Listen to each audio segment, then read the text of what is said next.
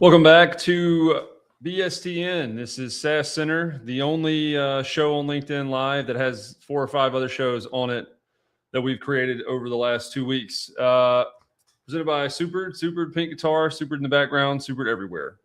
Thanks to some clever editing, I can be here and doing work and having been pre-recorded with 4 different shows that I'm in 2 or 3 of this week. We normally have Pardon the POV, which is me as a host, Matt, and Crispy Barnett or Caleb King. We've got that coming up first. We've got Numbers Known with Brendan Tolleson, which is about top performers and the numbers that help define them. We have Show Me Your Tech Stack with Christian Palmer and Matt, reviewing people's top 5 tools that they can't live without. Some interesting stuff and a lot of surprise tools that are interesting to know about. And Show Me Your Prompt with Ashley and Tracy Graziani, and that is figuring out what the hell Claude and GPT are all about. With no further ado, because this is already a cool place to hang out and learn something in the background, we recommend you do that. Go and follow Supered. Supered has insanely cool content, and we recently started a Demand Daily series. Actually started that today. I'm more excited about that than I've been about any content series in a long time. And it's going to chronicle the follies and tribulations of a very small content and growth team as they try to explain what the hell their product does to the general populace. But that's for next week. Week after that. What is next week? School just let out. On 6/4, we have that along with our, by follower count, the biggest guest we've had on Numbers Known. Excited for that episode and for some new commercials. So without any further ado, here is the first show of the day, the most interesting one to produce, Pardon the POV.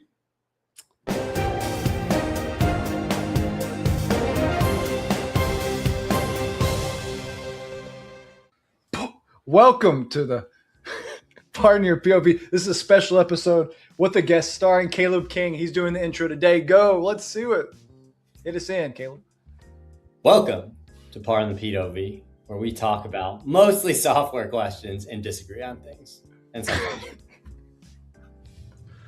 I give it an F-. I mean, at least pretend like you want to be here. I'll start us off. Ladies and gentlemen, welcome back to Pardon the POV. I'm your host, the guy that you can't really see on screen. I'm joined by the special guest, should be the host, Caleb King, and the person that's here despite having other stuff to do. He made time. He rolled out of bed. Matthew Bolian. How are we, there ain't gentlemen? no excuses. Yeah, I'm doing great.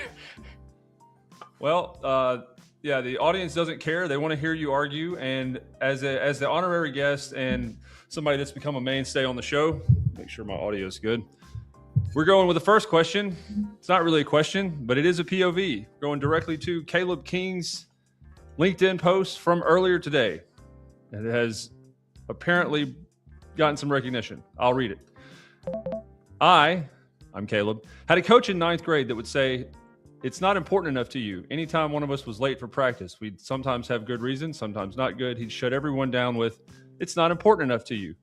Here's some examples. 'But coach, my teacher held the whole class after. It's not important enough to you. If it were important enough, you would have made sure the whole class was doing the right thing. But coach, there was traffic on the way here. It's not important enough to you. If it were important enough, you would have left earlier knowing things happen. But coach, my alarm didn't go off. It's not important enough to you. If it were important enough, you would have slept shorter, I guess. I don't know what that's supposed to mean, and set multiple alarms.' Anyway, the question is, how strongly do you identify with this statement being the thing that provokes sales reps to do better or make excuses? Yes or no? Yes or no? This ain't my regular format. I will say, do you agree with the it's the not last important statement. enough to you statement? Yes, no, and the examples provided. 3, 2, 1. Yes. Whoa. Caleb, you gotta go first. You didn't. Well, I think in that, I'm open to be convinced. I think there's immense truth in this statement that there's a level of responsibility versus victimhood where even things like if there is, like a traffic accident, well, I could have done things to prepare beforehand, left earlier, know that there's always things that come up. So in those examples, 2 and 3, could have woken up earlier, could have left earlier, absolutely. I still have a hard time swallowing the pill of just like the entire class is acting up or something like that, and I take responsibility for the class, which is causing me to be late. That's really difficult, and I know, Matt, you disagree with that, but Sorry, that was I'm way off today. Good job, Caleb, but that was time. Matt, your rebuttal. You said you agree. Go ahead. Yeah, Dallard Willard had this famous quote that says 100% of your actions reveals 100% of your beliefs. And if you're late and it just gets into, even if you own 0.01% of the problem, you are the problem.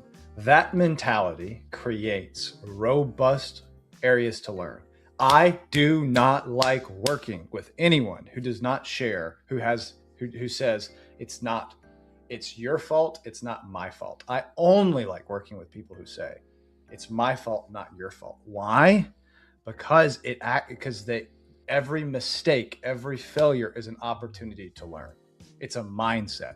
And this mindset, if you don't have it, will keep you from doing many things with mastery. Period. We lost the gong noise. We're getting 1% better. Matt, to your point, that was my fault. I own the mistake and all the rest of the mistakes that have happened to this point and that will continue happening. Question number 2, the forgetting tax. Love this question. Had an interview with someone recently where she mentioned that sales is really just behavioral psychology. Couldn't agree more. That's based off of this. Forgetting tax. Training is an event. Behavior is an environment. In 1885, a German psychologist named Erman Ebbinghaus did an experiment on himself. He memorized lists of nonsense syllables, then tracked how fast he forgot them. Skip ahead. Basically, what he found was one of the most replicated curves in cognitive science. Within 24 hours of learning something new, humans forgot about 70% of it. Within a week, 90%. That doesn't have anything to do with motivation. It's neurology. Now apply this to sales enablement. Average B2B sales org spends $4,000 to $10,000 per rep per year on training. Most of it delivered as events, whether it's kickoffs, certs, hour-long training sessions, whatever. According to the Association for Talent Development's 2024 State of the Industry report, who knew? Only about 12% of employees apply new skills learned in training to their job. What a waste, 12%. Binary question is this: sales training as a scheduled event, kickoff, certifications, modules, is broken, and the only training that produces real behavior change is training embedded in the moment of execution. I'm going to go ahead and say yes or no, but I know where you're both leaning. 3, 2, 1. Yes. Caleb, you're on mute somehow. What? Yes. Yes. It was an emphatic yes. He said that. Matt, I'll let you go first this time. Is the way in which people learn is best done in the moment.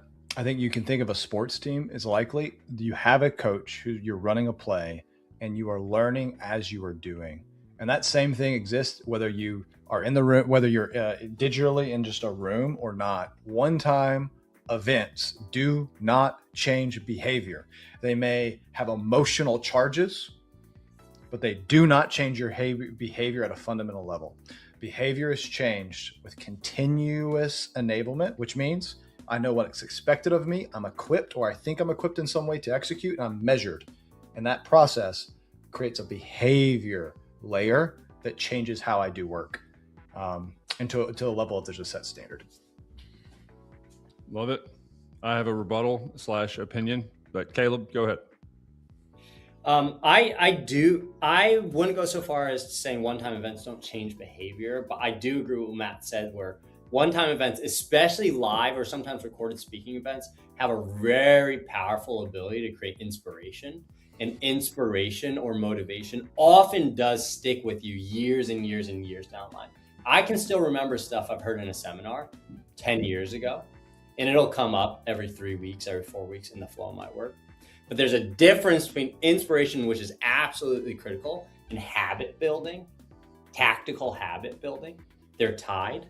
The inspiration must motivate the habit building. but I can't believe that I don't believe that habits are built from a one-time event. And the habits must be built through consistent execution. Update, we found the gong sounder. That's good. Matt, a little the op-ed on this for my yearly good job that hopefully Matt will give me after this. The one-time event versus environment. I think the strongest argument to this, I may be able to get you to say with yes, no questions. Matt, do you speak Spanish? Yes or no? Yes. Okay. Did you travel to Mexico often, even throughout childhood? Yes or no? Yes. Are you consistently in environments physically where Spanish is spoken consistently? Yes. So, I mean, like those three yeses is kind of leading the witness, but people say, and it's been proven, that immersion is the best way to learn a second language, which is behavior change. I think that's a better comp for the environment doing most of the work instead of just one-off trainings. Anyway, shout out Patty. I wanted to work that in there. All right, question 3, the good heart trap. When the metric becomes the mission, Matt, you could give a whole seminar on this. If you want your 3rd or 4th master's, it should be in whatever the hell this is. There's a law in social science named after the British economist Charles Goodhart. I'm sure you both know this. It says, when a measure becomes a target, it ceases to be a good measure. Can I get an amen? Amen. That was the wrong amen button. The moment you tell people what you're measuring, they start optimizing for the measurement, not the underlying thing the measurement was supposed to represent. Sales has a good heart problem the size of Texas. Activity metrics, dials, emails sent, meetings booked, demos completed were invented really as proxies for revenue generating behavior. Now they are the behavior. So according to Gartner's 2025 sales performance research, reps spend an average of 28% of their time on tasks specifically structured to update CRM and hit these vanity metrics, activity metrics, whatever you want to call them. The binary question is this: activity-based metrics, calls, emails, meetings, books, are doing more harm than good in modern sales orgs and should be eliminated entirely in favor of outcome-based measurement. Agree or disagree? 3, 2, 7. Disagree. Yeah, that was a bit of a not very good question, but it was provocative. Caleb, you're up first. I agree with the sentiment that everything you say, I agree with the sentiment that you will start to optimize, especially when things are not going well, towards like calls, updating CRM, things like that, covering your butt. I just don't know, and somebody tell me, I just don't know of another way to break down the sales motion incrementally and have a focus, right? Like there's just no other proxy other than activity. Where you can break it down to the incremental fundamental level of, am I doing something to create momentum other than activity? So it's not perfect, but I don't know of anything that's better. Didn't really seem, that was good. Didn't seem like a very harsh, aggressive stance, but we'll see what Matt does with this one. Matt, you're up. The binary is, are activity-based metrics doing more harm than good? And the answer is no. They do more good than harm. The issue is it needs to be, they can be yielded or wielded with poorly. So like if someone's not hitting quota, there's a binary path and you say, hey, you're not hitting quota. Do you have enough leads? Yes or no. If you don't have enough leads, then are you doing the activities that would generate the leads? Yes, I am. No, I'm not. If you are doing enough activities, then okay, then the quality of those activities are not good. You start looking at the quality. If you do have enough activity, then you say, okay, what's wrong with the close? What's happening in the deal management? And so activities are very, very useful, and you need to measure them to understand. Am I doing the right? Am I having? There has to just be a level of activity that will produce something, so you can actually have something to coach and get good at. It's like saying a carpenter, output does matter, and you can measure it. It's when it's used as a optimization factor for a sales team that can become an issue. Whether you didn't do 100 calls, well, it's because the question isn't did I do 100 calls. The question is did I create enough leads? And so there is always a fundamental question. You were doing so good that we had to hit the Pac-Man on you. Yeah, this is a weird question. I think part of this, an argument can be made, change the activities. If they're not working, like that's a precursor also. Well, you're not, booking calls or whatever via outbound, try some other way. The alternative is to do nothing, which doesn't work at all per sources. Next question. The coaching deficit. Managers spend 9% of their time on the things that move the needle the most. Sales managers have one job that matters more than any other. I thought somebody was going to say something. Coaching their reps. Every piece of credible research on this topic points at the same conclusion. Quality coaching is the single highest leverage activity a sales manager can perform. Other than deal inspection, shout out to the State of Sales Enablement Survey 2026 by Super. Now, here's what sales managers actually do with their time. According to CSO Insight Sales Manager Enablement Study, average frontline sales manager spends approximately 10% of their working hours on coaching. It's not very good. The rest is forecasting calls, pipeline reviews, reporting, deal escalations, whatever. So coaching gets the least amount of time.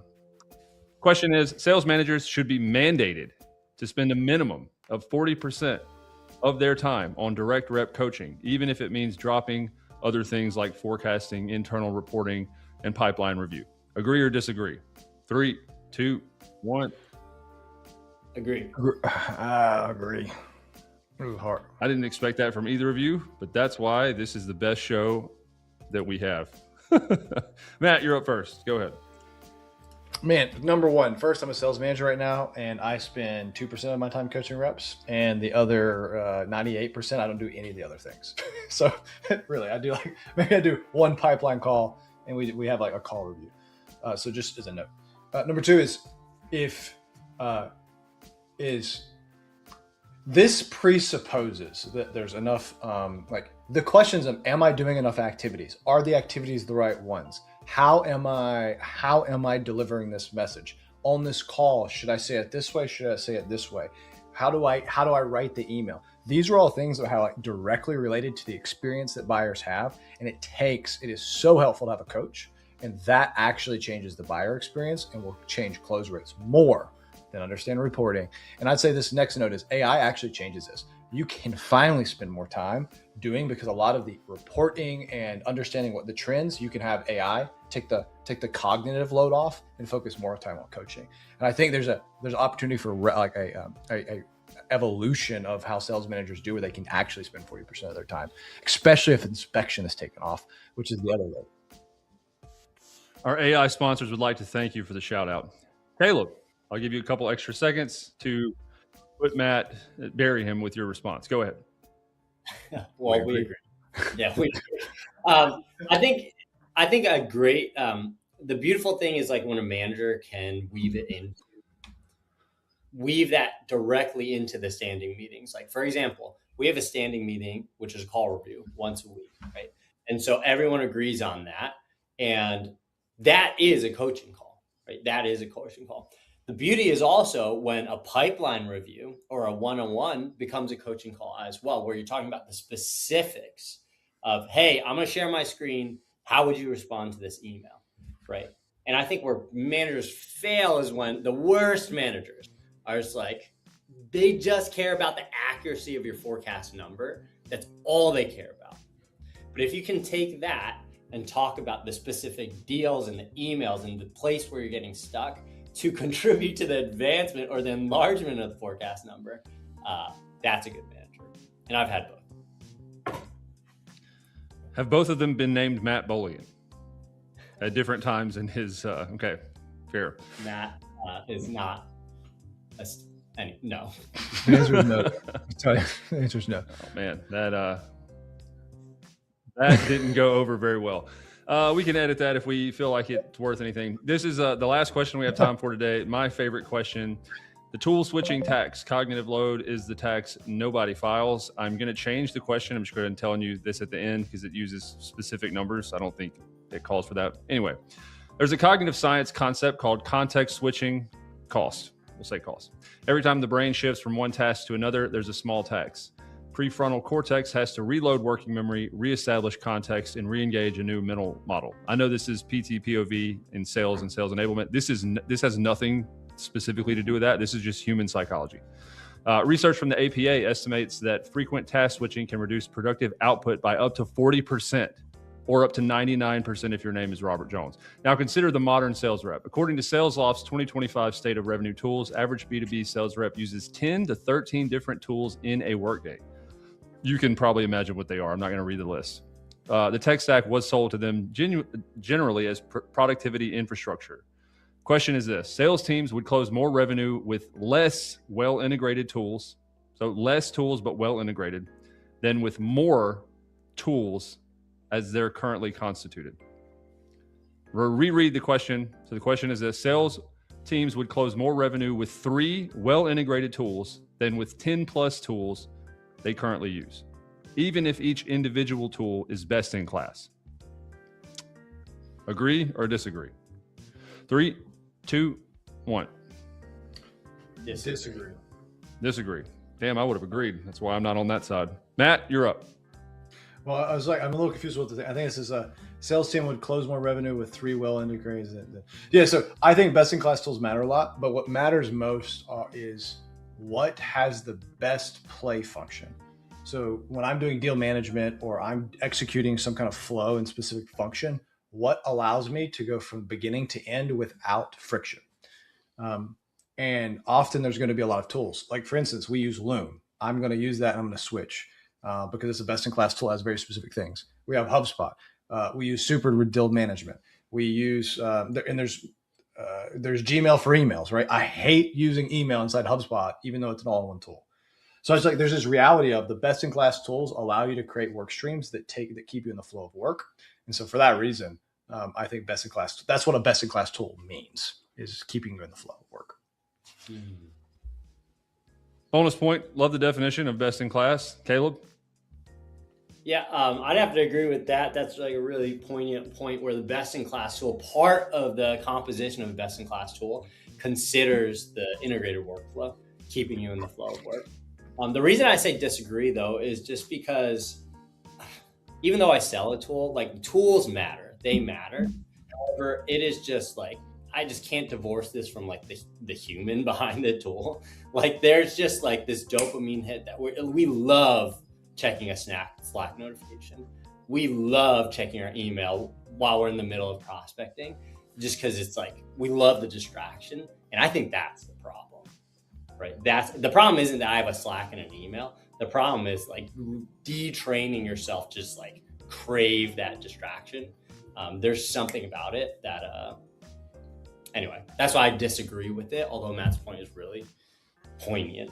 Best-in-class tools will consider the flow of work. Nice use of the word poignant. And today's bonus follow-up, not on the script question, is this. At Super, do we sell a tool or do we sell the mindset associated with the actual tool that we have? I'll ask Caleb first, and I'll be more specific. Whenever you're selling Super, do you get verbal agreement or do you really feel like people buy in once you say, training 1.0 is dead and here's why? Or do people just think Super is a best-in-class tool that fits what they're already doing? Wow. Well, philosophically, you always sell the idea, not the tool. You sell the sizzle, not the steak. So I'd have to assent to saying, yeah, people have to agree with the way that we see the world. So yes, I would say we sell the idea of, do you agree that work has to happen, that you have to optimize for behavioral process, and then you confirm it with the tool itself. I'll give the point, Matt. Do you want to add anything to that before I give the point and the win to Caleb for the day? Here's your chance. There's good salespeople and there's bad salespeople. And good salespeople convince you of the point of view they have. And the tool is a natural conclusion of that point of view. Bad salespeople show you features that help you do what you already think you should do. Thank you, Matt Aristotle. That was very poignant. That's all the time we have for today. It's been great. Ladies and gentlemen, we'll see you in 2 weeks on Pardon the POV.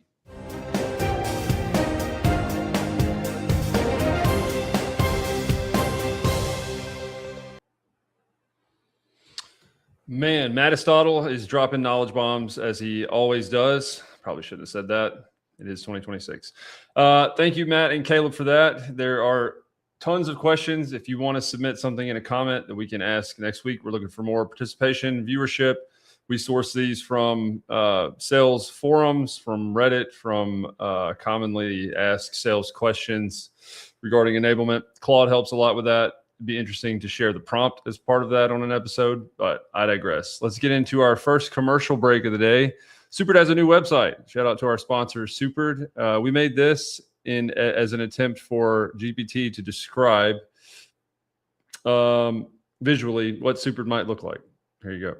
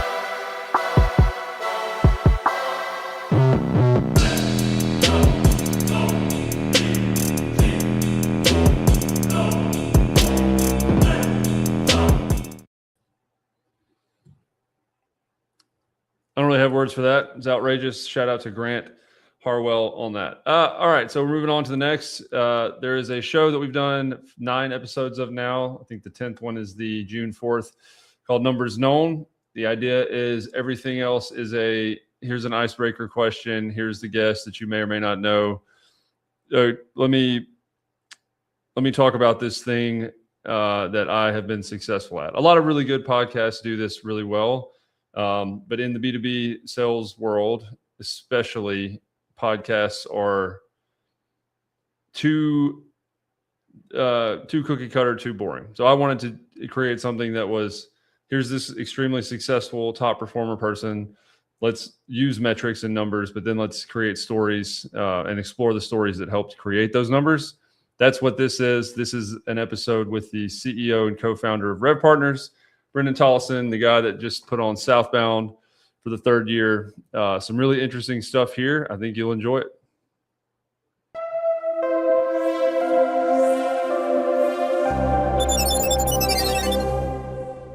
So welcome to Numbers Known, the podcast where we talk to top performers about the numbers that drive them personally and professionally. I'm here with a dear friend, former boss, former person that did more activities in HubSpot than me. With his eyes closed, he is the CEO of Rev Partners, Brendan Jane Tolleson. How are you, Brendan? Who's Jane? Is that not your middle name? Is it Evelyn or Jane? Man, you did some bad research. The things you've been telling me you've been finding about me are just your AI. You got to be careful with AI, man. It's not always accurate. Story is the middle name. Precursor to a bad interview. Let me make a note here. Not Evelyn. Okay. I did do some research, and I have 3 numbers that I think explain you pretty well. Get ready for a wild ride of me connecting some dots here, but I can go first to kind of show you the way this will go. Are you ready? I'm ready to see what numbers you have for me. Get into our first number now. Brendan, my first number that I think describes you pretty well is 100 million. Any idea why? It's one of my numbers, Rob. That is the objective or the goal that RP has over the next 10-year time frame, that we want to be a $100 million business. I paid attention in onboarding. Yeah, I do. So some of the research was good. Maybe not your middle name. $100 million ARR services company in 10 years. I don't know if that's the next 10 or 10 total, but you're about halfway in. I think you guys are about 15 now, 20. I wish we were 15 or 20, but we are slightly behind, candidly, on that initiative, but not too far, which is the good news. Things have picked up quite a bit. So the hope is that we make up ground to be on track by the end of this year. So that's the long-winded answer of saying we're not 15. We are a little bit behind, but that is definitely the objective we have, is to be a $100 million business. Yes. $100 million is a lot. You guys are definitely hiring as if you were trying to achieve that goal. Yeah. How have you approached growth, retention of talent, and really the entire decision-making process as the person that sits in that seat over the last 5 years? Well, this kind of goes into this is my second number, which answers some of your question, is we try to break that down into consumable bites. And so what we've communicated to the team is that in 3 years, we want to be a $20 million business. And so that we can kind of map out how do we get there. And so that's looking at a 25 to 30% growth rate year over year from where we are today over the next 3 years.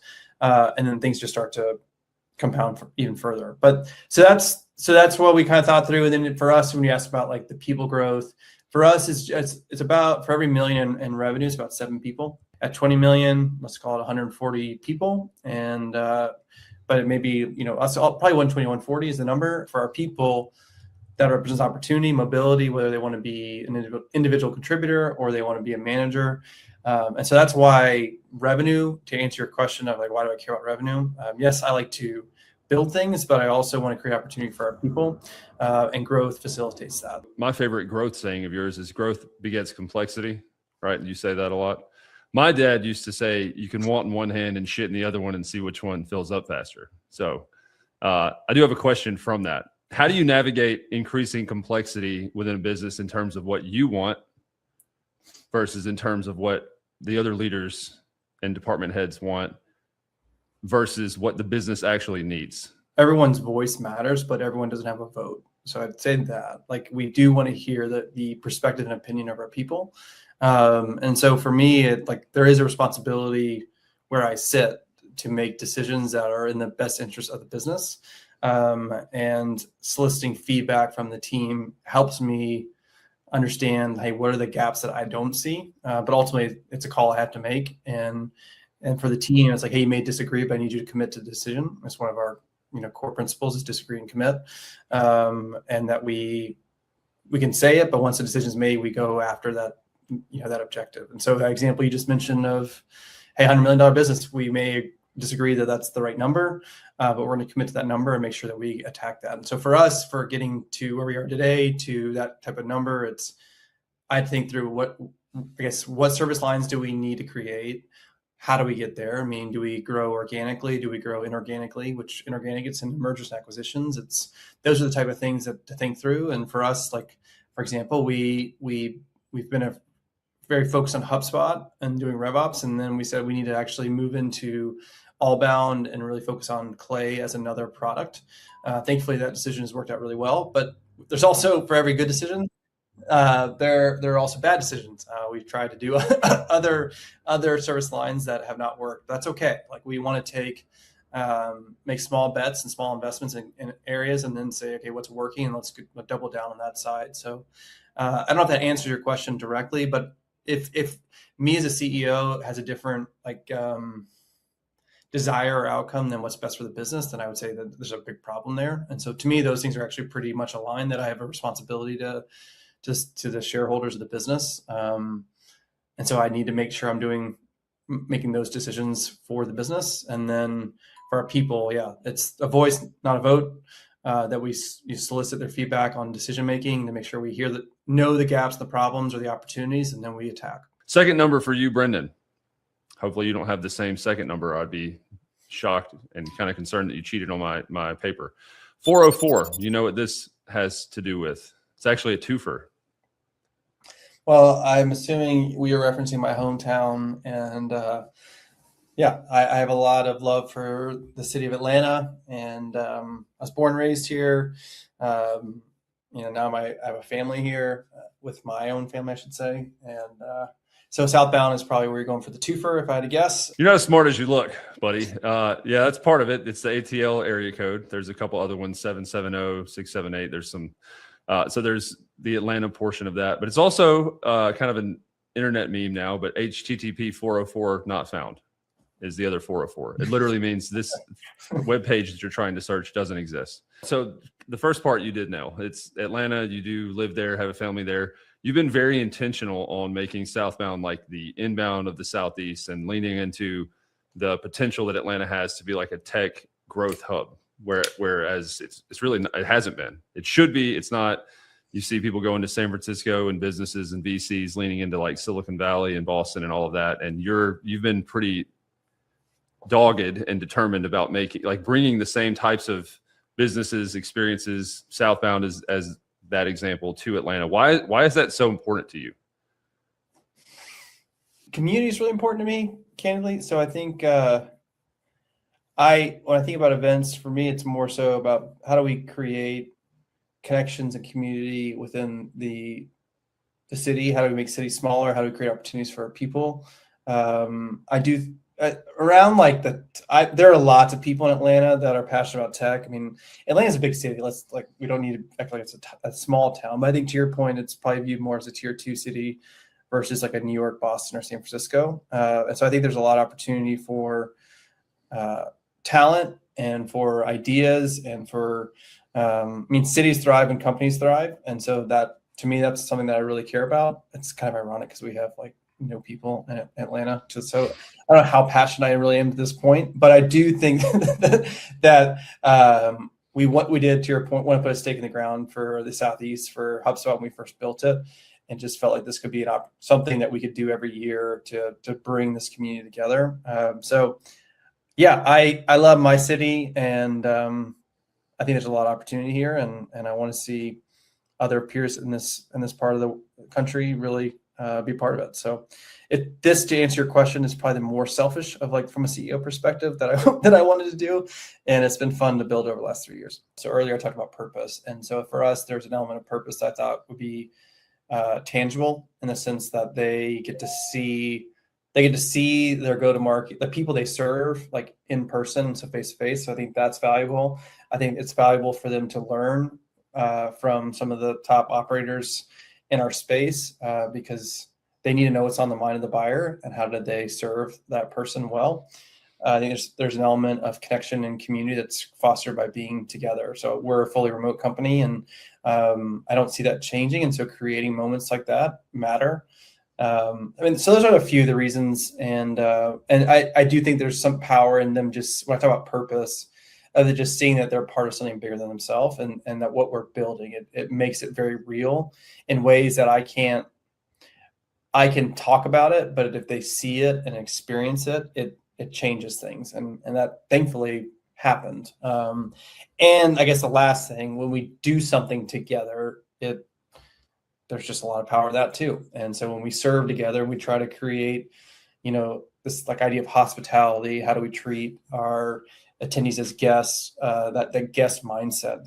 It's we are in a services business, and so even just that is a very practical way for us to be reminded of what we do on a day in, day out basis.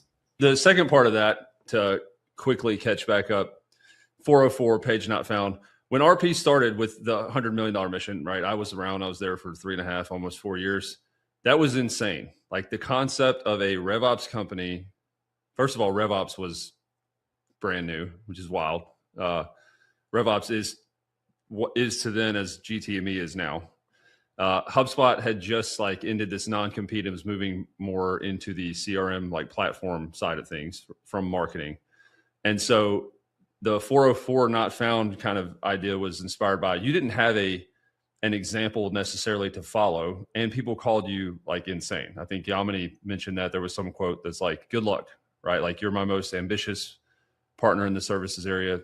What's the difference in being held to a standard / following one versus setting one? Because that's what you did with RP. I had models of how I thought we could build it. So this is not all my concepts. So that's one.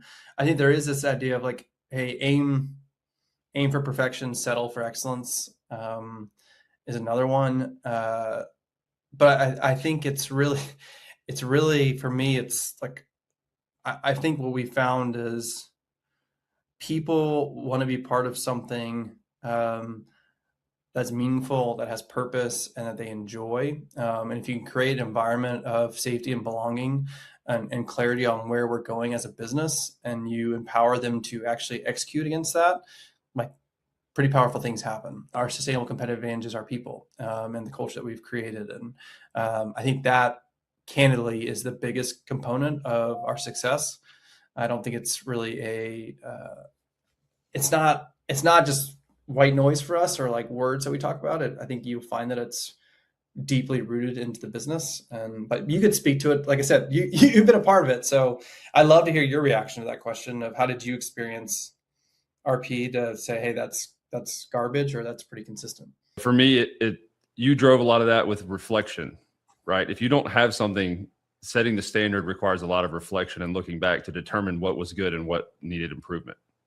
right? So a lot of the operating principles were built around that. Feedback is a gift, fail forward, like all of those things, along with literally like the BT weekly reflections, you know, the Slack message that you send to the org on Fridays, allowed for a standard to reveal itself.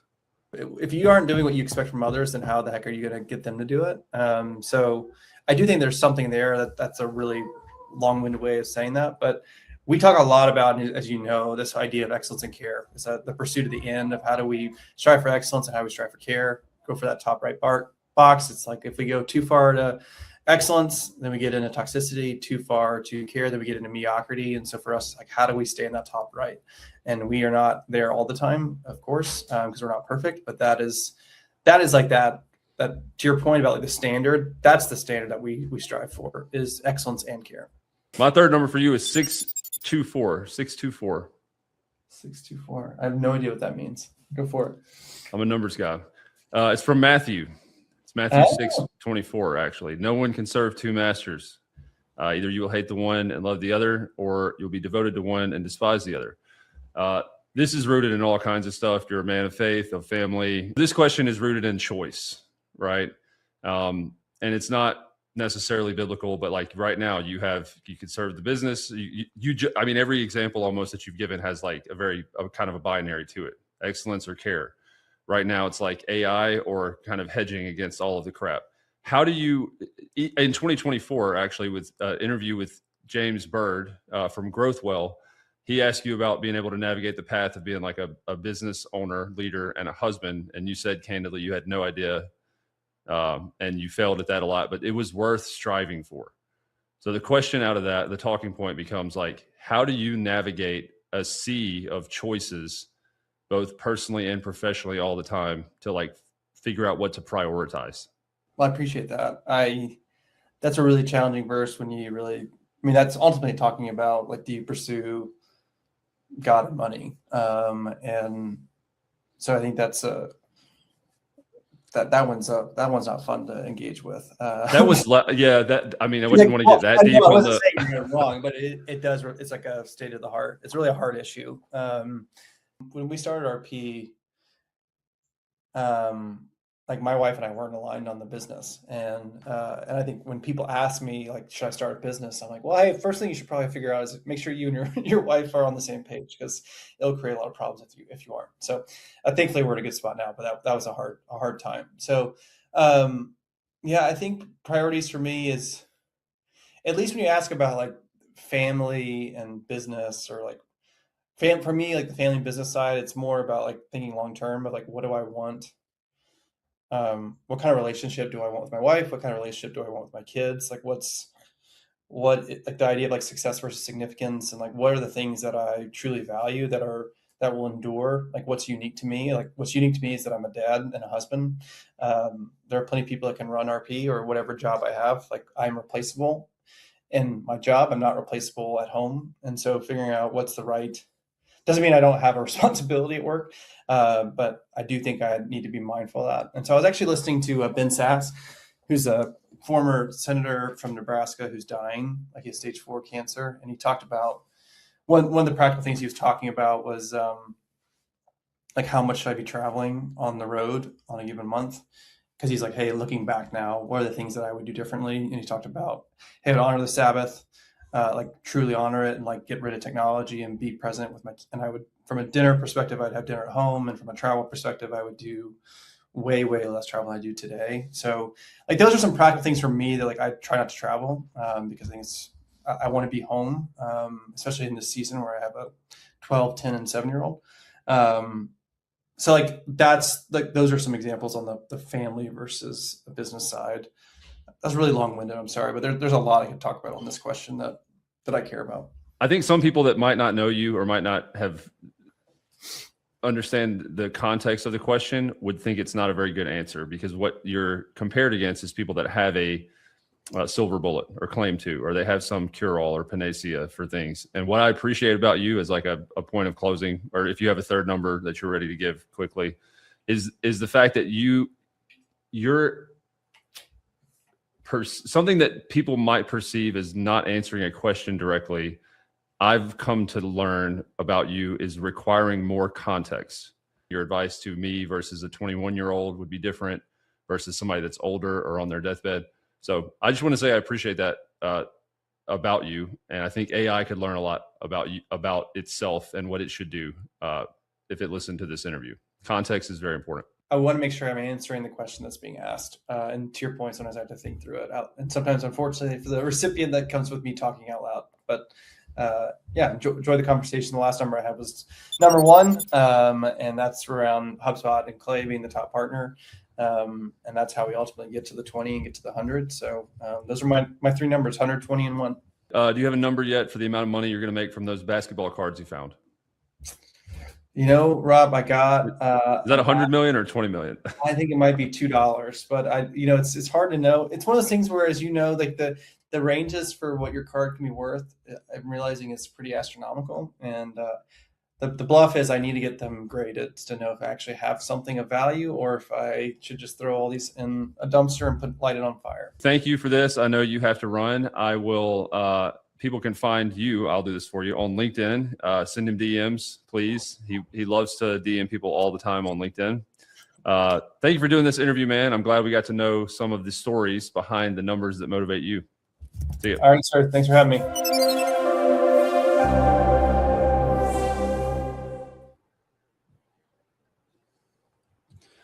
Thoughtful dude. Beyond thoughtful, there were some parts that edited out where I was giving him more of a hard time than even on the interview. But yeah, the last part about context. Brendan is typically long-winded in a very thoughtful way. So when he's not answering a question directly, 9 times out of 10, it's because there are elements of context he wants to make sense. He wants to understand. He's also an unbelievable sales person. I wouldn't say he's a rep anymore because he's CEO and co-founder, but I've seen him in action, and there is no note-taking necessary. He can actively listen, recap, phrase things from other people's points of view, translate in real time better than almost anyone I've ever met. And I went to school to do that. I was little nugget on the show, was a behavioral therapist for 6 years out of college. My degree was in psychology with a focus in memory. So he does it really good. Go follow Brendan and Rev Partners if you have not. On LinkedIn. I think they have a YouTube channel as well too. Derek, if you're still watching this, really good stuff from him. Go into another quick commercial. We are launching because we don't have enough shows and stuff already to try to make 1 or 2 people change their minds about how sales and enablement in HubSpot should be done. We are starting a series called Hub Rescue. I'm not even going to explain it. I'm going to let this video do it. Here you go.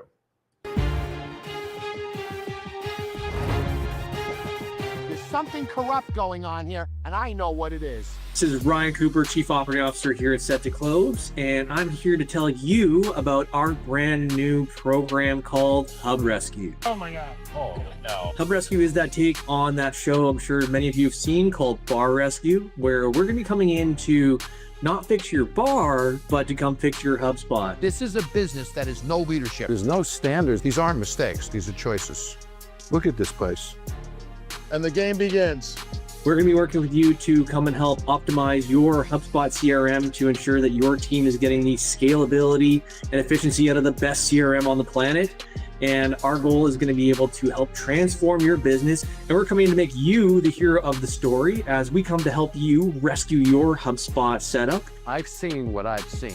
I know what we need to do in here. Best of all, zero cost to your organization. Not bad, buddy. Let's do it. What we're going to need from your team is just some engagement. Apply today in the link below here, and we'll be excited to help you rescue your HubSpot. Unbelievable.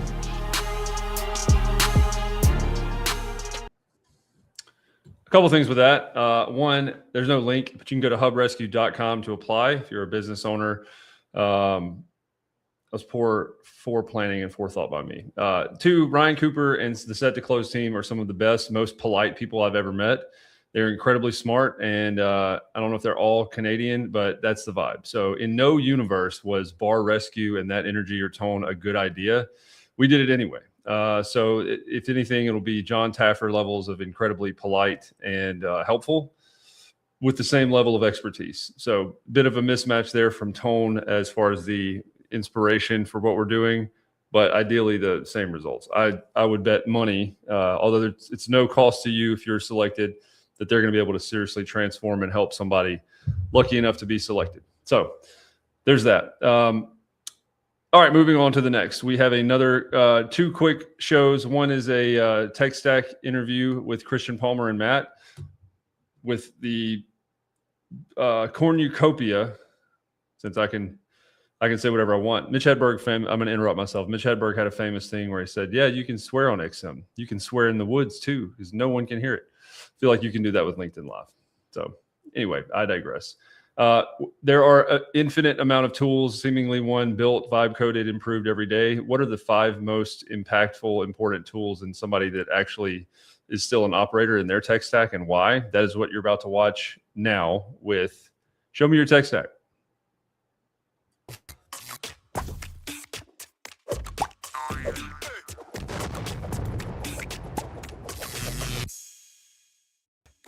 What is up, everybody? Welcome to another edition of Show Me Yo Stack. I'm here with the Director of Sales Enablement himself, Doc Nectar, whatever you want to call him. He connects them dots. Christian Palmer. Thanks for being here with me, brother. Thank you, Matt. Thank you for having me. Excited to be here. So, as you know, what we like to do is talk to people that think about the stack a lot and what is helping them do their role. So I'm really interested in this one because we often have RevOps, we have sales leaders. We don't always, it seems weird, but we don't always have people that call themselves sales enablement. And there's a whole nother set of tools often that they're thinking about. And I'm excited. I have no clue what you're about to tell me. Let's start with, as we go down, we're going to start from your 5th best all the way to your number 1 that you're using today. For you, what is your tool number 5? So number 5 has got to be Loom, the recording of Looms. Loom is like a screen or camera recording tool, but it allows you to embed thumbnails directly into emails. This tool, I would say it fits in the day-to-day because whenever it comes to video submissions from anybody or demonstrations that I need to provide, it's a quick little way that I could provide a link that also tells me who's looking at the link for intent and things of that nature to get that information out across in a quick and digestible way. So for anybody doing let's say product certifications, I'm able to look at their recording and then record myself over a browser page of their recording and go to certain areas of the call where, I want to give them feedback on and pause there. So it's been great for that feedback loop. It's interesting. I haven't used Loom in that way, but I will say this: there are a lot of Loom competitors, and Loom's was bought by Atlassian recently. It seems to be a smooth transition, but Loom, we have standardized in Loop in Super, and the thing you said was the reason we standardized on it, which is crazy.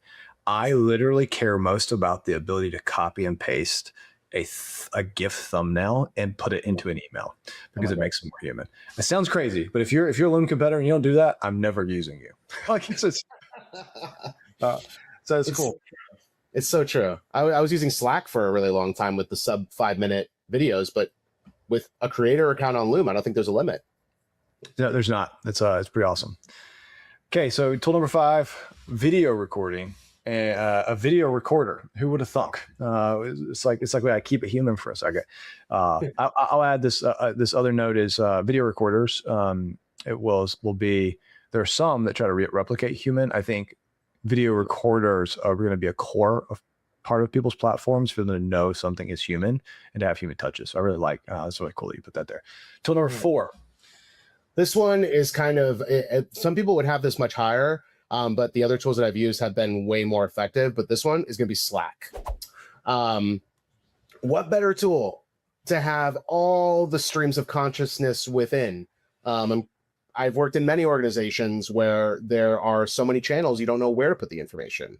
I've also worked in many organizations where there are not enough channels, and now we need to create more kumbaya across all the cross-functional departments. So what I think is really cool about Slack is something that I never really felt super in tune with when it came to Teams or any of those other competitors was just how fun and user-friendly it is to use. The search functionality has always been very effective for me. Now there's, I think, quite a bit more agentic arms associated with Slack. a la like a Cowork or something like that, that allows you to streamline a lot of the information coming through there. Obviously, the emoji reactions, but I think it could even go down to the huddle music that you hear when you're on hold. It's like elevator hold music. But like, I don't know if I could use anything else to like communicate with coworkers. This like nowadays, I'm using like the voice note on there all the time. Any type of product update that we're getting through there, not in any other formal means currently. My current organization, but I've seen that in other ones too. But it is just like bar none from a communication standpoint, especially if you have a global company, you have to have it. Yeah, there's I saw a note that Teams has grown in usage faster than Slack. Oh, wow. And it blows my mind because Teams is bad. And then I remembered, they forced Teams into every Microsoft 365 purchase. Oh, I was like, That's how we do that. Yeah, that's how we do it. Yeah, Slack is if you're not using Slack, you're odd. And I would love to hear. I actually standardized on Discord one time as we were trying something different. It didn't work, so don't do it, guys. So you have tool number 5 is a video recorder. Tool number 2 is a persistent chat mechanism. What is tool number 3? Okay, you ready for this? Shocker. Gong. Gong. Okay. Gong. I think probably like 2 or 3 years ago, this might have been my number 1. But it's a mainstay. I've said this many single times that if orgs didn't have any other tools and they just had a CRM and a Gong, you'd be okay. You probably wouldn't have a ton of runway, but you'd be okay. I think what's really kind of interesting about Gong is how the call intelligence platform has grew into something quite a bit larger. I think Gong is one of those companies that now is trying to be kind of all these different tools all at once and become kind of like this overarching, you don't even need a CRM type of tool now. Obviously, everything call intelligence related has come a long way and has helped me, obviously, from an enablement standpoint. It's somewhere where I pretty much live very often. So understanding context, using it for call reviews, obviously data gathering for, how much or how little somebody is maybe speaking on a call, signals to other departments for things that they need to be tagged upon. Obviously, it's useful even in interviews. If you maybe are interviewing a manager and you want to send them a few snippets of calls, not client facing, like, information, but like stuff where your reps are saying things, and then you can kind of like use that as a tool to help, role play with that candidate. But, I think that's just kind of scratching the surface and what it does. But I would say it's always a need, especially in the modern SaaS businesses. And I don't think there's really any other way to see, unless your reps are doing it in person and you're standing next to them, how they're actually implementing the things that you're enabling them upon. And is it resonating for them? Are they showing improvement? So I use scorecards. I use Gong's AI builder, trackers. I recently used the Gong AI builder to like create a guide about video production language for my team that was unsure about that. And all of that's curated just within the context of your calls. So I think that's really useful. So you're, how long have you been a loyal Gong? What I don't know what they call them, Gongians, Gongers. Oh, so, is that what they call them, Gongers? Right? I don't know, but I would so awesome if they do. Gongers. Man, I guess like as an administrator, it's probably been like 6 or 7 years, but it's been like closer to 10 as far as like the entire time that I've used it as both a user and an admin. So you've seen the call intelligence, the CI. There's so many of these now, right? Or some have gotten purchased by like Clary and these others, but everybody has some kind of call recorder. We got the Avomas of the world and the Grain and the Otter and you just keep naming them. What keeps, and yes, Gong is expanded. You have Gong Engage, which is a sequencer. You have Gong Forecast, which is their deal review and forecasting. And then you have, I think Gong Coach. I don't remember. There's 3 different platforms. Okay. Got it right. If I was getting those Gongers, give me, but you have these 3. What about Gong? Because it costs more. What about Gong? And you're like, okay, this is why I standardize, because you're sales enablement. This is why I standardize this as a sales enablement professional. I would feel not naked, but I would feel definitely like I'm going into a fight, not totally secure if I don't have Gong. Why is that? I think there's a few different reasons. I mean, Gong has such influence out there, not just on enablement, but on sales. Like they have a ton of thought leadership that's out there that, quite frankly, I've used in a lot of my kind of curation of content and sessions and things of that nature. It's great information. Certainly Gong has grown to be a behemoth, even since I had initially started to use it. I mean, I think it just unlocks areas of me finding gaps anecdotally that I just don't, and through data that I don't think I could have done previously. I think now with all these layers, like as you mentioned, engage and forecasting, which I do use, also allow me to kind of see the fuller picture of what is going on, or maybe what's not going on, with the revenue organization. And I mean, there's just so much impactful stuff that I see come through on there very, very often. So I think one of the things that I thought was particularly cool was in the forecasting space, you can have it forecast surrounding your sales methodology. So like if you have, in our case, like I currently in like working in Sandler, like I could have Sandler kind of be the underpinning of all the different velocity of deal stages. Like, did we kind of like get that part of the submarine out of the way, and are we moving the deal across in a timely manner that way? So then I can then go and coach back to where maybe that gap is. It gives me something really actionable to be proactive about. I like that. Did you get that upfront contract? How many people are getting it? Dude, that bar none is probably like one out of the two most important things for that entire methodology. I said upfront contract and secure next meeting. Heard. That's good. We can just go. 100%. Okay, so that's helpful. In a previous life, and I don't mean previous life, I mean like 2 years ago, I made a song called "Let Me See That Gong." My goodness. Gong. I'll say it'll be in the notes for everyone. Full music video, fully rapped and fully danced to. Okay. Yeah, it's all okay. Tool number 2. So I'm gonna go because we've done this again. I'll just like keep recapping here. We got a recorder. Yeah. We have persistent chat. Yeah. Now we have CI plus I'll call that a sales enablement ish tool. Maybe it's like sales enablement. That's almost like bread and butter. What is tool number 2? Claude Cowork. Claude Cowork. Okay. Not number 1. I'm really interested in number 1 now. Okay. Number 1, it was close between this and number 1, to be honest with you. Okay. So I want to ask a question because everybody, you probably have talk track to go Claude Cowork, but I just want to know, what has it made possible that you once were not able to do? Just couldn't do it at all. Now I can. When you're thinking about this, I think probably like the biggest thing is teaching me things that I didn't know. Right. So I constantly, like they have that area of Claude in your settings where you can kind of give it your spiel about how you are and what how you like to work and everything. So initially when I wrote that up, I was like, give me a lot of analogies. And then it was like kind of overkill. So I went back in and I changed it. But I was like, always challenge me with alternative angles to what it is that I'm trying to achieve.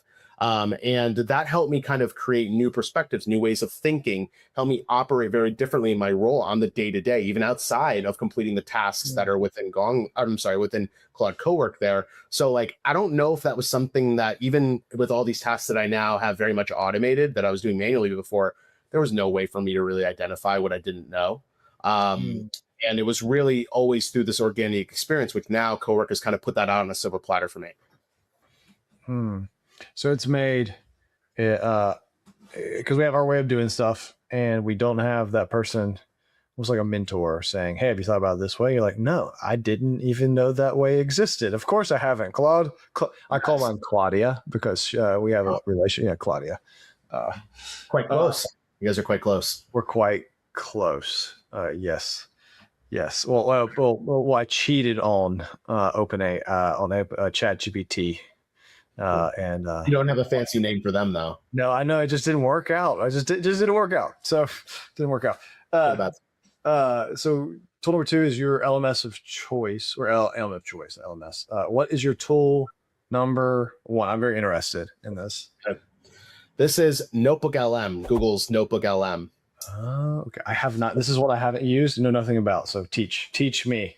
Completely free tool. Okay. This is, I need to digest, analyze, comprehend information quicker than I ever thought I could before.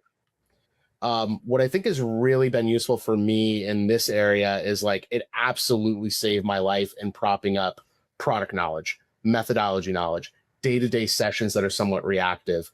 It has so many of these useful studio tools to summarize dense content. So when I was learning about video diffusion models, for instance, open source video diffusion models, I would take every single source of information that I had, whether it was a Zoom recording, a Slack message, a conversation I had with my boss I wrote some notes about.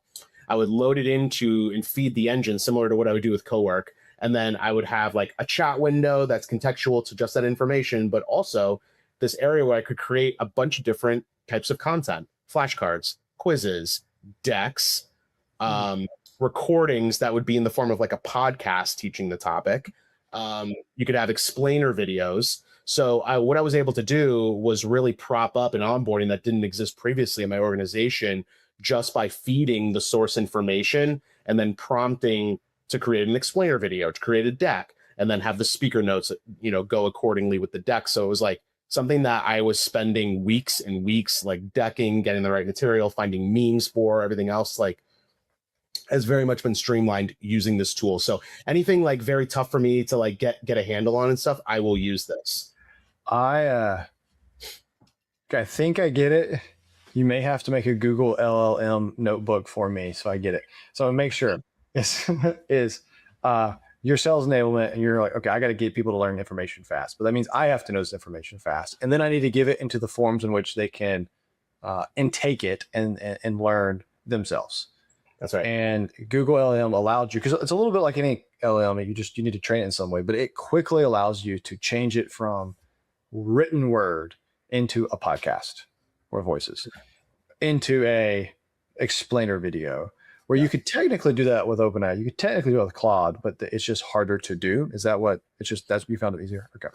The deliverables that you're getting are not like I can go use it per se. Like if I'm making a deck in Claude, it's like, sure, it's going to be somewhat of what I want. You always have to.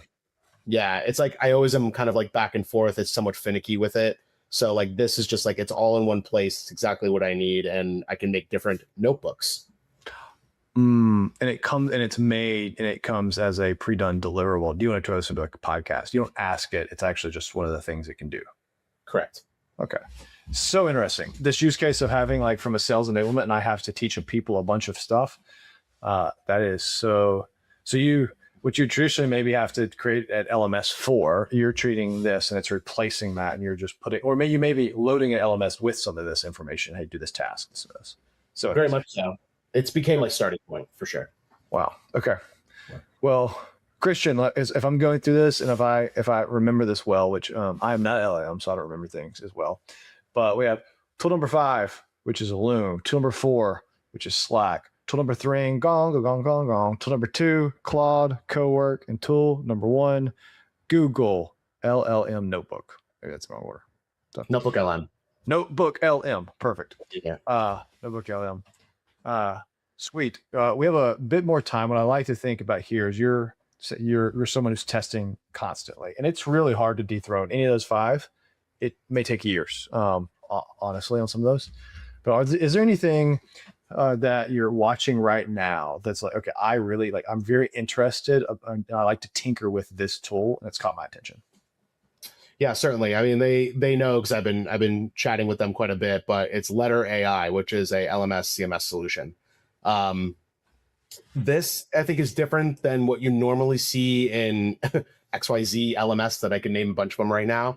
But it's less about like, did we build the right training, and more about, did we surface the right guidance at the right moments? So what I think it does is curate modules and training plans that are broad and individualized when needed. So think Notebook LM, but being able to kind of have that create more of the traditional modules, training plans, things that I would normally have to manually create in another LMS, with the agentic arm of understanding everything it is that I'm inputting into there, while also having the tendency to look at all of the other information that's in the content repository portion of the tool. So there's all the stuff that you'd expect, like AI role plays and being able to kind of create these like deal rooms and like all those things that you would say there. But what I think was really cool was just like I could put a Zoom recording in there and have it create an entire course for me.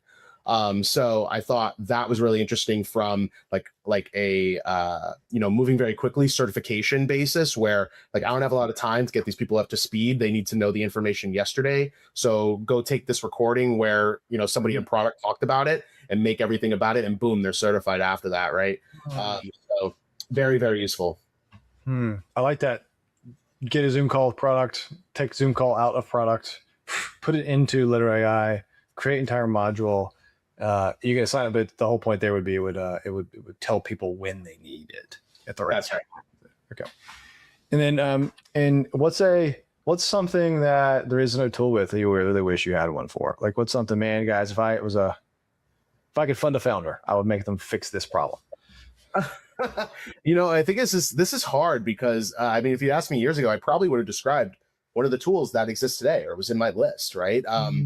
But I think now it's kind of like, how can you get all of these ones to communicate? I think to some extent, Claude through their MCP connectors, you're able to do that with a lot of other tools. I know like Super probably has MCP connectors and things of that nature. But like, I'm always thinking about how do we get granular with adherence to a sales methodology? Because the way somebody does an upfront contract, if you're really skilled at it, is going to differ because you put your own spin on it. And I could do a keyword tracker in Gong, but it's not going to pick up on all the nuances and the differences in specifically where there was less adherence in specific areas. How do you track that properly? So something that would kind of sit between your CRM, call recordings in Gong, completions of LMS content, and kind of like your content library. I guess those would kind of go hand in hand. So like where exactly is the breakdown in the execution of the methodology? So like I would define behaviors that I wanted to exhibit. That's kind of like scoring steps, if you will. Apply those across Gong transcripts. I would surface an adherence score, maybe by the rep, the stage, the deal size, or anything like that. See where things maybe fell off or were missed. And then I would feed that back to the LMS to auto-assign reinforcement content. So everything would kind of be in this like constant loop of coaching that is relatively hands-off for me. So that's something I would love to have. It may exist out there and I don't know about it. But yeah, it's like a mechanism for all just to speak and call that out. I feel like you were trying to describe Supered, so I'll just forgive you for nothing else. I like the plug. I like the plug. It was, thank you for the plug. Now, what is really interesting, I've never had thought about, is auto assigning LMS content that is outside of a system to another system. That's a cool concept based on adherence to something. Yeah. Well, Christian, appreciate your time. If people want to talk to you more about, first off, what do you think about, what do you talk about, and where can they find you? You can find me on LinkedIn, Christian Palmer, MSCD. You can, I'm sorry, my doorbell's going off. You can find me on TikTok as well at Enable Juice. I have the same type of content on there, all enablement related content. But yeah, feel free to message me on either area. I'm always open to helping out and speaking to people. Love it. Well, thank you, everybody. I say thank you everybody for staying with us. And Christian, thank you for joining us. Appreciate you, man. Thank you, Matt. Okay, everybody stay awesome. Keep doing it big. Adios. Christian Palmer. Yeah, a lot of those tools were describing Supered. More personalized in the flow of work content from Notebook LM, Letter.ai. Ironic, I think that helps Matt surface insights about how to improve the product, and it reminds us that people don't understand what Supered does as is. So challenge accepted. But all those were really good. I agree. If you gave somebody just Gong, and I think you said a CRM or like a Google Doc, you'd be good. Not a lot of runway, but you'd be good. Couldn't agree more. So hearing stuff like that is music to our ears. As far as like, there's a problem. A lot of the tools be damned. A lot of the things that he said were problem areas, thus the tools solve for are that's music to my ears, knowing that there are problems that we can solve. Speaking of music to my ears, how's that for a segue? Here's this. We made this video as a promotional video for Grammarly. So shout out to Alex Richardson Newton.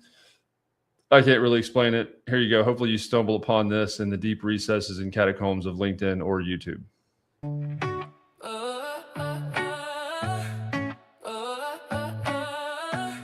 should post something on LinkedIn, right? Looking for a job. How's this sound?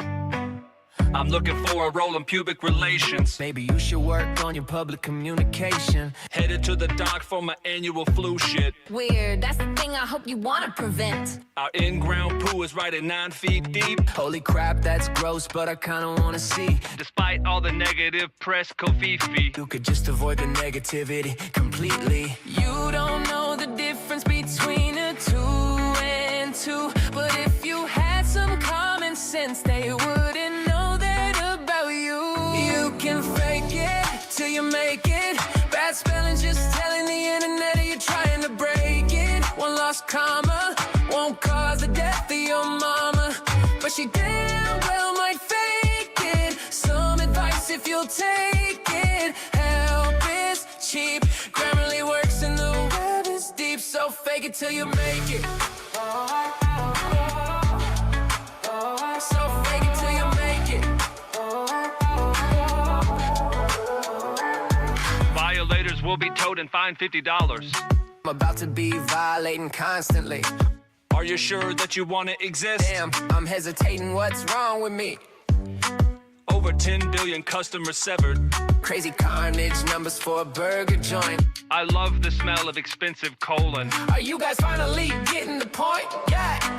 You don't know the difference between the 2 and 2, but if you had some common sense, they wouldn't know that about you. You can fake it till you make it. Bad spelling, just telling the internet you're trying to break it. One lost comma won't cause the death of your mama, but she damn well might fake it. Some advice if you'll take it. Help is cheap, Grammarly works and the web is deep, so fake it till you make it. So fake it till you make it.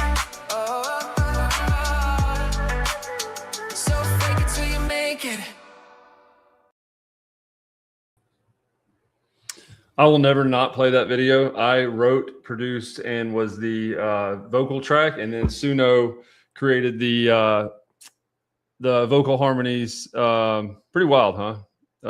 Anyway, Grammarly's cool. Shout out to Alex Richardson Newton, who's no longer there. Things changed quickly. That was for Inbound, which is now Unbound last year. And yeah, fun video. The point still holds true. You should just fake it till you make it. I don't understand the spelling errors. Not to go into that, I'm sure there's a process or a prompt that you can use to help rectify some of that. So that is what we're going to look at now. Ashley Freder, our fearless COO, and Tracy Graziani talking about prompting in the new fangled age of AI and how to do it well. Here is Show Me Your Prompt. And welcome to Show Me Your Prompt. Today I'm sitting down with Tracy Graziani. Tracy, can you tell our listeners a little bit about yourself, what you're currently working on? Sure. So I am the Geek Executive Officer at Greenfire Strategy. Everybody gets to pick their job title, and I felt that was more accurate. So everybody has a fun job title with us.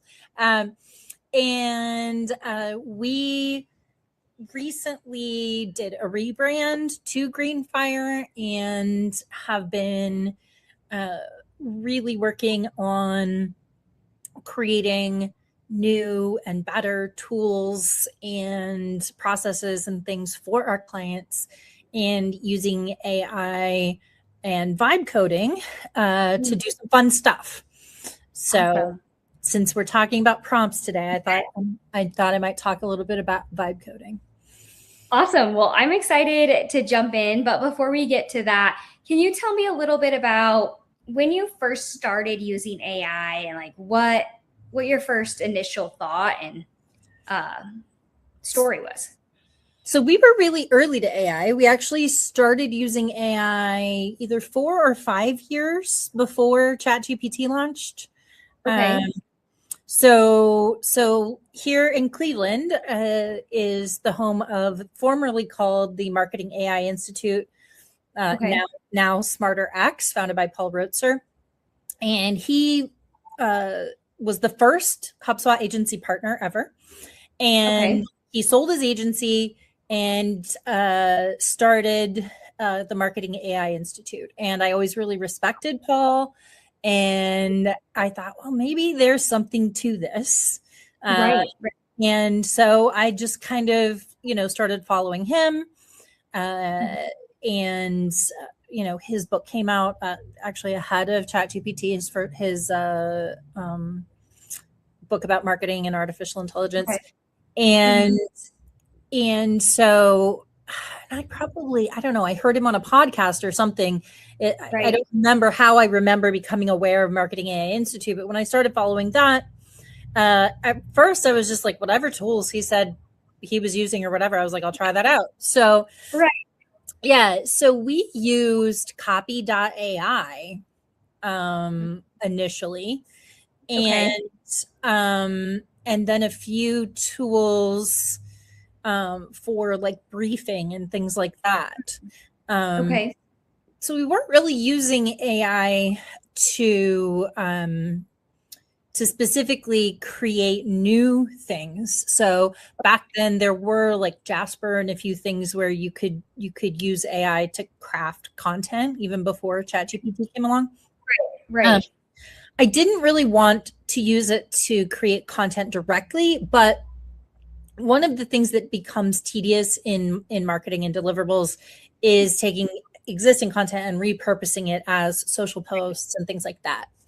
And so that's really the first way we used it, is we would take blog posts written by humans, put them into copy.ai, and then have it iterate on things like email subject lines and LinkedIn posts, post copy, and things like that.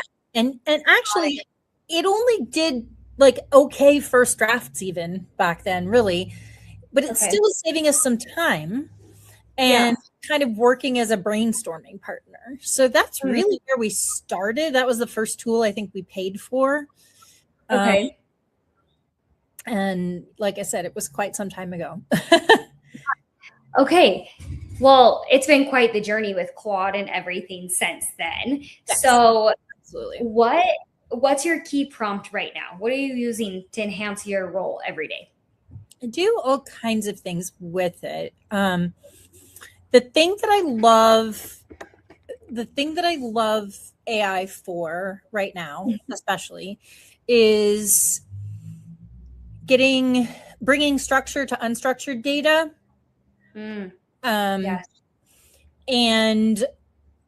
catching the things that I miss. So I'm very, very frequently, well, now there's a Fathom plugin for Claude, which there wasn't until a couple of weeks ago. But before that, I was just, copying, pasting, uploading transcripts from calls a lot. But I frequently, like just today, I had a sales conversation with the prospect, and they were like, whoa, this is way more expensive than I thought. I thought you said it was going to be this. And I'm like, I swear I did. And so after I got off the call, I went back, I found my previous calls, put all 3 of the previous calls with that prospect into Claude. And I was like, he swears that he never knew that this was the price. I swear it was so obvious. Where did this break down? And sure enough, it found, well, here's why you're confused, right? Here's why you're both confused. Because you, in conversation 1, posed a hypothetical dollar amount. And you apparently just anchored to that every point after that. And sure enough, it's right. I had said, well, I think that would be about $5,000 a month. And I had a lot of assumptions about what that meant. And so did he, because it wasn't clarified by either person in the conversation or any that followed, And that's super helpful. And humans misunderstand each other all the time. We never had the ability to go back and figure those things out. And so I can now very easily go back and I said, you know what? I can see why we're both confused. I went back, I looked at the call recordings. Here's how it kind of fleshed out. We can move past this, right? I don't think anybody is like intentionally deceiving anybody here. I think it was just a misunderstanding, and that's really cool. More helpful are things like taking those same call recordings and putting that into a project that has our process for building a scope of work and budget, timeline, those kinds of things. I can then just upload all the sales calls and run them through that project and say, and then type some instruction, like based on the conversations, this is the combination of products and services I want to sell them. Help me create a scope of work, timeline, and budget. And because I already have all that data in there, it just spits out something that needs very little editing and has all of those details. And that's great. Right. I love that your first example is like how AI is really enhancing the human piece. Because it's like, I mean, even a year ago, we could comb through call transcripts, but that was hours of work. And then maybe even a year ago, call transcripts and recorders like actually weren't even a thing. So I love that evolution has helped you where it's like, it's making things better, but it doesn't take anyone's job, or it's not taking roles. And so I love that piece of it. What is your biggest thought with like the human in the loop and keeping the human edge and all of that? So I think there's a lot of interesting things you can do to solve for that, because it is very easy. I do think your model matters a little bit, right? Yeah. Right. I really like Claude, and obviously there's a lot of reasons why its technology is objectively superior according to all the people who are smarter than me, but also, because Claude is actually built on a constitution, like they actually have like moral parameters on which they built the company. Right. That does trickle through. And so Claude actually will give me pushback. Like I said, we just did a rebrand. So that meant we changed the about page and we did a bunch of different things on our website, and I will use AI agents to like QA a website. I'll say, okay, go to this website as our persona, check this. Do all the buttons work? Is the messaging clear? All of those kinds of things. Like I'll use AI to be like kind of a neutral third party in addition to humans. And what's interesting is that Claude has now our values as a company in its memory. And so it was really interesting because a couple of weeks ago we put up a job posting. And so I don't use Indeed that often. So I get into Indeed and I'm trying to upload the thing and I can't figure out how to make it do something I want to do. So I go to Claude and I'm like, I'm trying to do this in Indeed and I can't figure out how to do it. Can you help me figure this out? And then, I'm having this dialogue and then I get to a point where it asked me something and I just took a screenshot and said, what should I pick here? What should I do? Because I'm not sure what I want to do here. And what it was asking was if we wanted to be a second chance employer.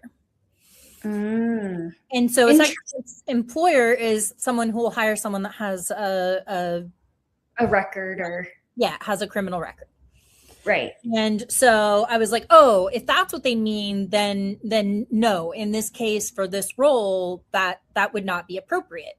And Claude pushed back and said, I want to push back on you here. Because you have these very humanist, like pro people values and culture, right? Why would you want to exclude a possibly good candidate for something they did in the past? And I was like, wow, that's really cool. You picked up on something about who we are in our culture. And I said, but in this case, this role, this person would have access to our client sensitive data. And so I said, so the way that our insurance policy and other things work, I can't have someone with a criminal record accessing people's CRMs, because that would be a risk that we can't take on. And then Claude was like, oh, well, I didn't think about it from that point of view, okay, that's great. But it was really cool that it pushed back. And it was an interesting thing, because maybe if I had a role where this person wouldn't be accessing our clients' CRMs, maybe I should consider a second chance employee. Why not? Right. That is really cool. Yeah. It literally surprised me. And I was like, man, like, you're trying to help me be a better person, Claude. All right, we'll take it. I love when it's like, don't get frustrated with me, like in those conversations. I'm like, okay, yes, correct. But I'd also be frustrated with my coworker for the same conversation. So yeah. Okay. What is your takeaways? Like, where do you see this going? What does the next 6 months look like? So everybody's saying agents are the future, and somehow we're like either careening towards some kind of like, general intelligence or not. I think that agents are actually, I think people are over-indexing on agents, because at least currently, and I don't anticipate it's going to change for a while, the cost of running an agent isn't actually significantly cheaper than a human doing a lot of that work. Right. And it requires a whole lot of that human in the loop to actually effectively use it. I do realize they're going to improve, but the truth is the cost of the tokens. So what I get a complex thing I have to manage for slightly less than a person who could just really do it autonomously. I think there'll be a swing back into some kind of better middle ground area. A lot of companies that laid people off because they were going to replace them with AI have already started hiring people back. Yeah. So I don't think that I don't think that some of the stuff people are afraid of is going to happen in the way they're imagining it. I do think, though, that in professional services, like the work that we do, but also lawyers, accountants, etc., I think these tools are going to get good at doing things that people have been doing. Yeah. And it won't be great, but it'll be good. And good is good enough. So I think what is going to get lost, or what will happen, is probably the bottom 20% of companies in any given space aren't going to be able, if you're already mediocre, now there's mediocre at scale available. So I think that a lot of people are in a safe place, really, if they do good work. But I think if you have done just enough to get by, you're going to have a hard time in a bigger sense. And then I think a few years down the road, as these things get even better, that's when we're going to start seeing real changes in the makeup of the workplace and what people do for a job and don't do, and all of those things. And we probably are too close to it now to really accurately predict where that would be. I think that's a really interesting take on everything. And I haven't really heard someone explain it like that. So thank you. That was really great. And yeah, I think it's just speeding up that division between employees and really being AI adaptive too. It's like, okay, it's here. We can't put the toothpaste back in the tube. So how am I going to use it to be a team player and an all-star? Yeah, and I think the dumbest thing that if I see one more stupid like AI bro say on LinkedIn again, my head might explode, is like, AI is not going to take your job. It's somebody using AI. No, not really, right? Like it's not that direct. It's going to come from a different direction, and it's going to be because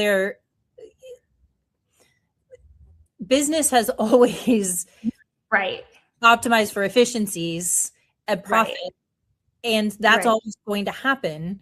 And so where it makes sense for a business, they will use AI. Where it doesn't, they won't. Right. Yeah, I agree with you. Okay. Anything else you want to leave us with? This was very insightful, and I like, for any listeners who are not following Tracy, great content, great thoughts on everything that's happening, and just really appreciate you always sharing very thoughtful content on LinkedIn. Oh, thank you. That's very kind. And I usually, if you're not a spammy weirdo, I will usually accept most people's connect requests on LinkedIn. So I'm happy to connect with people. I love it. Awesome. Well, but otherwise we're good. Yeah, for sure.